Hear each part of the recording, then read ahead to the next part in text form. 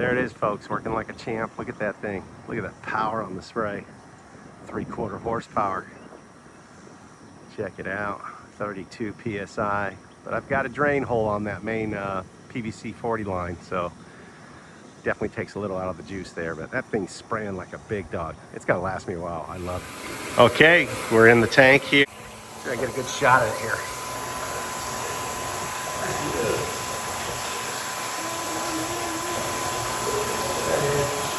Right down there, still in the water. That water. All right, to give you a quick description of what I've done here, let's talk about the tanks here real quick here. We have one lid here, that is your trash chamber.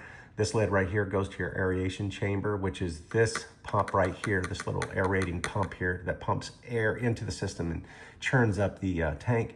And then you've got your pump chamber, and there we are. We're talking about our pump right here, the pump I bought and replaced. And right there is the disconnect there. It's 1 1/4 disconnect.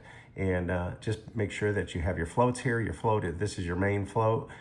This is for your alarm, and this is for your overflow. If it gets too high, it's gonna set off the system to discharge the system of excess of water. And then you have your quick disconnect right here, which I pointed out before.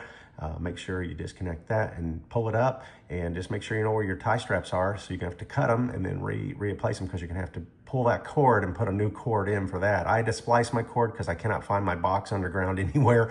There is a box somewhere underneath my lawn, and it's just too much trouble, so I got a waterproof box to splice into, and I attached it inside the chamber. So I will leave a link to that, but it is quite easy, folks. Just replace it, and you'll be so happy with this commercial grade pump.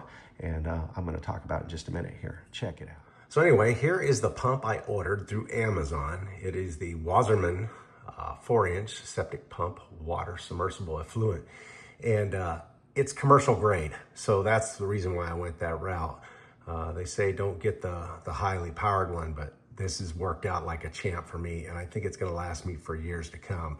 So I would definitely go this route. Make sure you have a weep hole on your main line above this. When you screw it on, there's a little weep hole for excessive pressure, and it'll make sure it's in there. If not, drill a small hole in there so you have a weep hole. Anyway, besides that, this is a great pump. It has been working for me for now a month and a half. I made sure it passed the grade, and it has. This is a great little pump. Get it through Amazon. Check it out.